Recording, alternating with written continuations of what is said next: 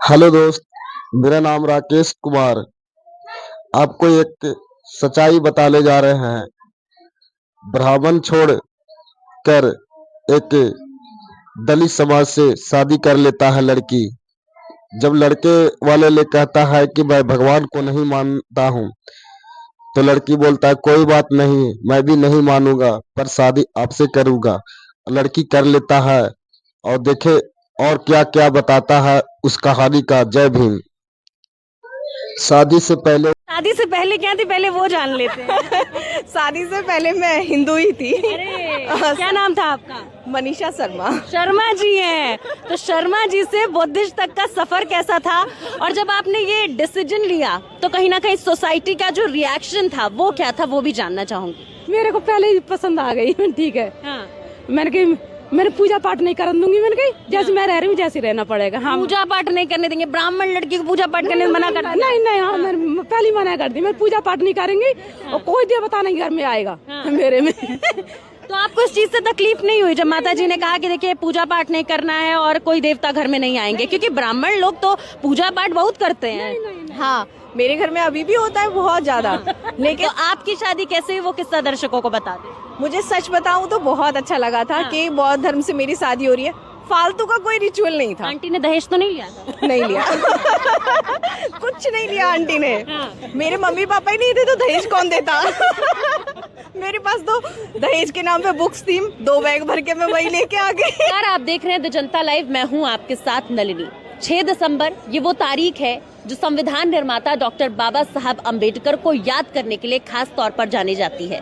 दरअसल आज ही के दिन बाबा साहब ने इस दुनिया को अलविदा कहा था, और आज ही के दिन से तब से लेके अब तक यानी कि 1956 से लेके आज तक इस दिवस को महापरिनिर्वाण दिवस के रूप में मनाया जाता है। आज 69वां महापरिनिर्वाण दिवस है और जिस जगह पर हम मौजूद हैं ये जगह बेहद खास है। इस वक्त मैं दिल्ली में डॉक्टर BR अम्बेडकर मेमोरियल में हूँ। ये वही जगह है जहाँ बाबा साहब ने अपनी जिंदगी के अंतिम पलों की अंतिम सांसें ली थी। ये उनका निवास स्थल हुआ करता था, जिसे बाद में अब लोगों के लिए एक म्यूजियम के तौर पर बना दिया गया है, जहां लोग आते हैं और बाबा साहब की जीवनी को समझने की कोशिश करते हैं, उनके योगदान को समझने की कोशिश करते हैं। हम भी आज के दिन यहाँ पहुंचे हैं क्योंकि दूर दराज से लोग आज के दिन उनके सम्मान में यहाँ आते हैं अपना आदर व्यक्त करने। कई सारे लोग यहाँ मौजूद हैं, उनसे बात करेंगे। हमारे साथ कुछ महिलाएं भी मौजूद हैं। सबसे पहले जानना चाहूंगी आपका नाम क्या है? मनीषा। मनीषा जी, आज के दिन आप यहाँ पर पहुंची हैं। डॉक्टर बाबा साहब अम्बेडकर को जानने वाले मानने वाले हर कोई दूर दराज से यहाँ पर आते हैं। किस तरीके से आज के दिवस को आप देखती हैं, सबसे पहले आपसे यही जानूंगी। सबसे बड़ी बात ये मेरी बहुत खुश नसीबी है कि मैं यहाँ तक पहुँची और मुझे बहुत अच्छा लग रहा है यहाँ पे आके। और एक्चुअली मैं बाबा साहब की टीचिंग्स को बहुत करीब से जानना चाहती हूँ ताकि जो सोसाइटी है उसमें कुछ रिफॉर्म्स कर सकूँ। सोसाइटी में बदलाव के लिए बाबा साहब को जानना चाहती हैं। बाबा साहब का जीवन भी कुछ ऐसा ही रहा, तमाम धर्मों को जाना और सिर्फ एक धर्म की तरफ आकर्षित होकर आगे बढ़े। उन्होंने कहा था कि मैं हिंदू धर्म में पैदा हुआ, ये मेरे बस में नहीं था, लेकिन मैं हिंदू होकर मरूंगा नहीं। तो ऐसे में आपने कहा क्योंकि आप उनसे सीखती हैं, तो आपने उनसे क्या सीखा और अपने जीवन में क्या क्या अप्लाई किया, दर्शकों को बताएं। श्योर। मैंने सीखा कि देखिए सबसे बड़ी चीज होती है कि आप दूसरों के लिए काम करो, अपने लिए नहीं, क्योंकि अपने लिए तो हर कोई जीता है। तो उन्होंने जो काम किया वो दूसरों के लिए किया था, सबसे बड़ी चीज़ तो यही थी। लेकिन उन्होंने जो ये बोला था ना लाइन कि मैं हिंदुओं के पैदा ज़रूर हुआ हूँ लेकिन मैं मरूंगा नहीं, ये एक्चुअली बहुत बड़ी चीज़ थी। क्योंकि हिंदू धर्म बहुत ब्रॉड स्पेक्ट्रम पे ज़रूर है, लेकिन ऐसी बुराइयां हैं उसमें कि जिनमें तोड़ नहीं है आज की डेट में। लेकिन अभी जो ये बौद्ध धर्म है इसमें काफ़ी हद तक ऐसी अच्छी चीज़ें हैं जिन्हें अगर एक्सेप्ट करें तो हम आगे बढ़ सकते हैं बहुत अच्छे से। बुद्ध धर्म, आप शुरुआत से बौद्धिस्ट थे? नहीं। मैं शादी के बाद अभी 8 महीने से बुद्धिस्ट हुई हूँ। तो शादी से पहले क्या थी, पहले वो जान लेते हैं। शादी से पहले मैं हिंदू ही थी। अरे क्या नाम था आपका? मनीषा शर्मा। शर्मा जी हैं। तो शर्मा जी से बुद्धिस्ट तक का सफर कैसा था, और जब आपने ये डिसीजन लिया तो कहीं ना कहीं सोसाइटी का जो रिएक्शन था वो क्या था, वो भी जानना चाहूंगी। सबसे बड़ी बात तो ये डिसीजन मैंने मेरे हस्बैंड से मिलने के बाद लिया। और उन्होंने भी मुझे बोला कि देखिए ये सारी चीज़ें हैं, अगर हम इस तरफ देखते हैं तो काफ़ी चीज़ें खराब हैं और इस तरफ देखते हैं तो काफ़ी चीज़ें सही है। धीरे धीरे उन्होंने मुझे ये सारी बुक्स वगैरह पढ़ने के लिए दी, मुझे काफ़ी अच्छा लगा। और जब ये चीज़ मेरे पेरेंट्स को पता चली कि मैं ऐसे ऐसे शादी करने वाली हूँ, उन्होंने कॉल करना, मुझसे बात करना, सब कुछ बंद कर दिया। और आज तक भी सिर्फ मेरी मम्मी का फ़ोन आता है और किसी का नहीं। बाकी मुझे उससे कोई फ़र्क नहीं पड़ता क्योंकि मैं सही रास्ते पे हूँ। अच्छा, क्योंकि आप एक ब्राह्मण परिवार से थी और आपने अब बुद्धिज्म को अपनाया, तो आपने क्या क्या अंतर देखे तब और अब के जीवन में, ये बताएं। सबसे बड़ी चीज़ है कि जो उसमें है हिंदू धर्म में रिचुअल्स बहुत ख़राब है। बहुत दुखी थी मैं उन रिचुअल्स से, सच में बहुत ख़राब है। सबसे बड़ी बात कि अगर आप एक बेटी हो तो आप यहाँ नहीं जा सकते, वहाँ नहीं जा सकते, ये नहीं कर सकते, वो नहीं कर सकते। क्यों नहीं कर सकते? मतलब सिर्फ हम बेटी हैं इसलिए नहीं कर सकते। दूसरी बड़ी बात जो एक चीज़ वहाँ पे देखी जाती है कि अगर बेटी पैदा हुई है, दहेज के लिए पैसा इकट्ठा करो, पढ़ाने के लिए पैसा इकट्ठा मत करो, दहेज के लिए करो। लेकिन ये बौद्ध धर्म में नहीं है। जब मैं अपने मम्मी पापा से मिली तो मैंने यहाँ देखा कि मैं यहाँ बहू की तरह नहीं रहती हूँ। अभी भी आप देख रहे होंगे, ये माता जी हैं आपकी? हाँ, ये मेरी सासू माँ है। सासू माँ है?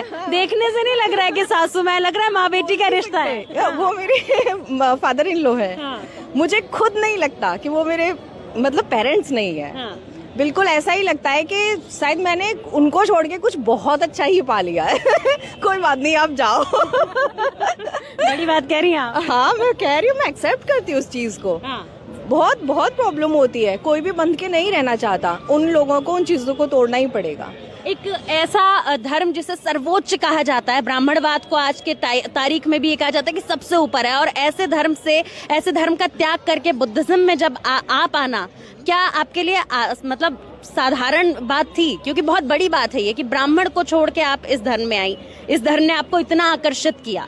देखिए, वो तो अपनी अपनी सोच की बात होती है कि आप किसी चीज़ को कितना बड़े लेवल पे देख रहे हो, कितना छोटे लेवल पे देख रहे हो। मुझे था कि आई वॉन्ट फ्रीडम, मुझे हर चीज़ में फ्रीडम चाहिए, मुझे नहीं रहना बंद के। भाई क्यों रहे, क्यों? इन चीज़ का जवाब किसी के पास नहीं था। तो यहाँ पे जब मैंने देखा सारी चीज़ें, तो मैं बहू की तरह कभी नहीं रही, ना मुझे कभी फील हुआ। मैं ऐसे ही रहती हूँ जैसे मैं बेटी हूँ, और वो चीज़ हिंदू धर्म में कभी पॉसिबल नहीं हो सकती। मेरी छोटी सिस्टर है, आज भी वो उतनी बंदिशों में रहती है कि मतलब मैं इमेजिन नहीं कर सकती इस घर में, अपनी इनके घर में कभी सोच नहीं सकती कि यहाँ मुझे ऐसे रखा जाएगा। इतना बदलाव एकदम जमीन और आसमान जैसा हो गया था मेरे लिए। तो देखिए, जहाँ आपको चीज़ें अच्छी मिलती हैं और आपको वो चीज़ें सिखाई जाती हैं जो आपको फ्रीडम दें, एजुकेशन की तरफ लेके जाएं। आज भी मेरे जो mother in law, father in law, वो मुझे बोलते हैं कि बेटा पढ़ो, हम काम कर लेंगे, आप कुछ मत करो, हम सपोर्ट करेंगे। पापा जी इवन मुझे बोलते हैं कि तुम गाड़ी सीखो, कॉलेज जाओ, आज भी ये सारी चीज़ें करो। मेरे घर में ऐसा नहीं था। शिक्षा वो शेरनी का दूध हो जो जितना ज्यादा पिएगा उतना ज्यादा दहाड़ेगा। बिल्कुल, और पापा जी बहुत अच्छे से जानते हैं और मुझे बोलते भी हैं कि तुम पढ़ो। हर वो चीज़ जो वो अपने बेटों के लिए सोचते हैं, वो सोचते हैं कि मेरी बेटी करे। लगभग 20 साल तक बाबा साहब ने अलग अलग धर्मों का अध्ययन किया और उसके बाद वो इस नतीजे पे पहुंचे कि उन्हें बुद्धिज्म अपनाना है। आपने भी कुछ ऐसे कहा कि आप ब्राह्मण होकर पैदा हुई, लेकिन आप जब अपने होने वाले पति से मिली तो आपका हृदय परिवर्तन हो। वो हृदय परिवर्तन कैसे हुआ? बुद्धिज्म का सबसे खास जो पॉइंट था वो आपको क्या लगा था? सबसे बड़ी चीज़ थी यहाँ पे कि आपको, देखिए, मुझे सिर्फ एक ही चीज़ लगती है कि गर्ल्स को फ्रीडम दो। जब आप विंग्स दोगे ना, तभी गर्ल्स उड़ पाएंगे। और जो हिंदू धर्म है उसमें विंग्स को काट दिया जाता है पैदा होते ही, लेकिन इस धर्म में ऐसा कुछ नहीं था। यहाँ सबको बोला था कि बंदे से किसी पे मत लगाओ, सभी अच्छे से जियो, सभी समान है। यही चीज़ ने मुझे बहुत ज़्यादा आकर्षित किया, और देन मैंने बिल्कुल कुछ नहीं सोचा, एंड एक्सेप्ट और आगे बढ़ो, और एक्सेप्ट और आगे बढ़ो, और आगे। बहुत खुश है। माता जी भी हमारे साथ है, आपकी सासू माँ। क्या नाम होगा आंटी आपका? गुड्डी गौतम। गुड्डी जी, बड़ी प्यारी सी मुस्कान है आपके चेहरे पे। आज के दिन को आप क्या महसूस करती हैं? बाबा साहब को जब याद करती हैं तो आंखें नम होती हैं? हाँ, होती है, आंखें नम होती हैं। ये महसूस करती हूँ आज़ादी मिलती है हमें, और बाबा साहब ने अपनी जीवन त्याग करके नहीं हमें को आज़ादी दी है। एक ब्राह्मण लड़की आपके घर में अब बहू बनकर आई है, क्या लग रहा था? कुछ अलग होगा? नहीं, कुछ अलग नहीं है। तो जब बेटे ने बताया कि लड़की शर्मा है तो क्या रिएक्शन था आपका? मैं पता ना कैसे फील करेगी, हमारे में परिवार में निभाएगी कि नहीं निभाएगी, पता नहीं। हमको बदलाव करेगी और खुद बदलाव होगा उसमें, तो अब खुद बदलाव हो गया। खुद बदलाव हो गया। बुद्धिज्म को अपना लिया उन्होंने। कैसा लगता है आपको इनके साथ? अच्छा लगता है। अच्छा लगता है। क्या क्या परिवर्तन इनके अंदर आपको देखने को मिले बुद्धिज्म को अपनाने के बाद? परिवर्तन यही देखने के लिए मेरे को माँ समान मानती है, मैं इसको बेटी समान मानती हूँ, बस, और कुछ नहीं। अगर ये शर्मा ही रहती तब? शर्मा नहीं रहती। मेरे से बात कर ली पहले। अच्छा, पहले ही बात हाँ, पहले बात कर ली। पहले मामला डन हो गया। हाँ।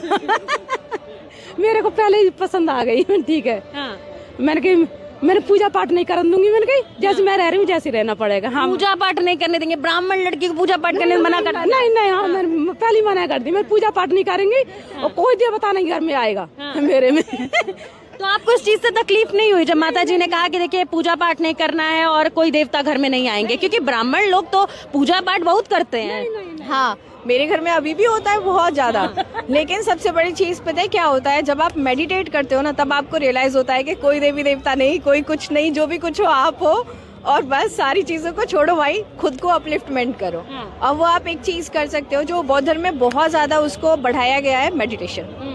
मैंने बहुत मेडिटेशन किया था, देन मुझे उसके बाद रियलाइज हुआ ये पत्थर की मूर्तियों में कुछ नहीं है, मंदिर मंदिर भागने से कुछ नहीं है, बिल्कुल कुछ नहीं है। अगर आप 4 टाइम जा के जल चढ़ा रहे हो, दीपक जला रहे हो, कुछ नहीं मिलेगा। सिर्फ खुद को जानो, यही काफी है, और सबके साथ अच्छा व्यवहार करो। कर्म प्रधान विश्व करी राखा। शादी आपने इनकी कैसे कराई थी? किस धर्म से कराई थी? ऐसा तो नहीं पंडित जी बुला लिए थे? नहीं, पंडित को मैं नहीं मानती, बिल्कुल पंडित को। बनते जी बुलाई, मैंने तो बनते जी आए। तो संविधान को साक्षी मानकर शादी की गई? हाँ, बाबा साहब को संविधान को मान के नहीं। हमेशा आपने गाजे बाजे के साथ शादी देखी है और हवन पूजन के साथ शादी देखी है। आपके परिवार में तो यही प्रचलन रहा होगा पीढ़ी दर पीढ़ी। तो आपकी शादी कैसे हुई वो किस्सा दर्शकों को बता दें। मुझे सच बताऊं तो बहुत अच्छा लगा था कि बौद्ध धर्म से मेरी शादी हो रही है। फालतू का कोई रिचुअल नहीं था। आंटी ने दहेज तो नहीं लिया था? नहीं लिया। कुछ नहीं लिया आंटी ने।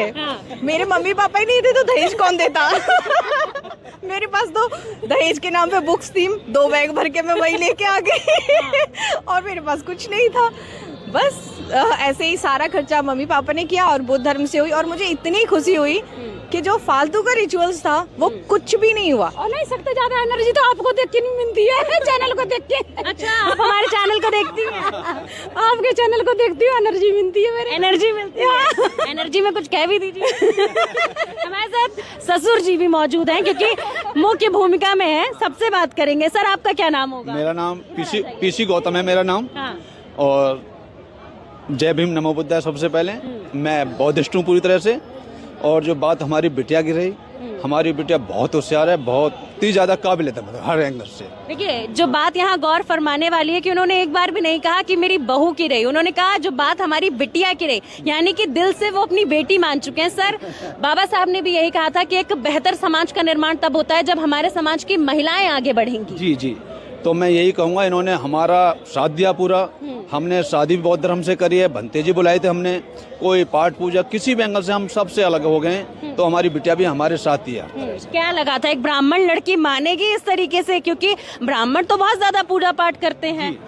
तो मैं वही तो काबिलियत बताना चाह रहा हूँ, इन्होंने पढ़ा और कुछ देखा इन्होंने, तभी तो ये आगे बढ़े, तभी तो हमारे साथ आए। ये बेटा भी मेरा बड़ा बेटा है, योगा से प्रोफेसर है बड़ा बेटा, ये भी ग्रेजुएशन है। तो इन्होंने आपस में बात करी, हमारे पहले मन में तो कुछ चली कि नहीं ऐसे नहीं, ये नहीं, वो नहीं, काफी होती थी कि आगे क्या जवाब देंगे, कैसे बोलेंगे। पर जब बच्चे ठीक है राजी, तो हम भी राजी। कहाँ से आते हैं सर? आप दिल्ली से ही रहते हैं? नहीं, मेरा ऑफिस है कनाल प्लेस में, न्यू दिल्ली हाउस में। मेरा इंटीरियर डिजाइनिंग का काम है मेरा। और मेरा घर है शालीमार गार्डन, साहिबाबाद, गाजियाबाद में। तो आज आप गाजियाबाद से हैं? गाजियाबाद से। आज यहाँ आने का मकसद क्या है? बस बाबा साहब के उसके लिए आए मैम। हम तो बहुत आस्था रखते हैं बाबा साहब के लिए। हम तो सोच रहे थे कि महाराष्ट्र जाने के लिए, बॉम्बे, पर वहाँ नहीं जाके नहीं इधर ही आ गए। अच्छा, मतलब आज के दिन बाबा साहब को स्मरण करने के लिए, कहीं ना कहीं उनको वो श्रद्धा देने के लिए आप जो है मुंबई जाने का, यानी कि दीक्षा भूमि जाने का सोच रहे हैं? जी, हाँ। इससे पहले हम नागपुर से आए, उससे पहले हम लुम्बिनी भी गए, हम सभी जगह घूम के आ चुके हैं मैम। और अपना इधर भी जा चुके हैं, जो मऊ भी घूम के आ चुके हैं हम, सभी जगह घूम के आ चुके हैं मैम। देखिए, 3-4 जगहें इन्होंने गिना दी। मऊ जहां बाबा साहब का जन्म हुआ था, और नागपुर जहां उन्होंने दीक्षा ली थी, मुंबई जहां पर उनका वो मौजूद है, एक स्तूप मौजूद। हाँ, तो हम जाने की सोच रहे थे, पर अभी नहीं जा पाए हम। अच्छा, अभी नहीं जाएंगे? हम जाएंगे पक्का, परिवार को साथ लेकर जाएंगे। बाबा साहब की ऐसी कौन सी बात थी जो जिसको स्मरण करके आपको लगता है कि सबसे बड़ा परिवर्तन समाज के लिए? मैम, जो आज हम खड़े हैं, अच्छे कपड़े पहने के, आप खड़े हो, आप बातें कर रहे हो, बिटिया बात करे, सब यही तो है बाबा साहब की देन।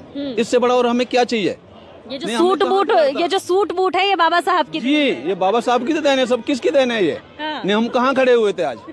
और सीपी में, कनाल प्लेस में किसकी ऑफिस है? मुझे अपना ऑफिस किसी का नजर नहीं आता, और मेरा ऑफिस सीपी के अंदर है, तो मुझे क्या चाहिए मैम?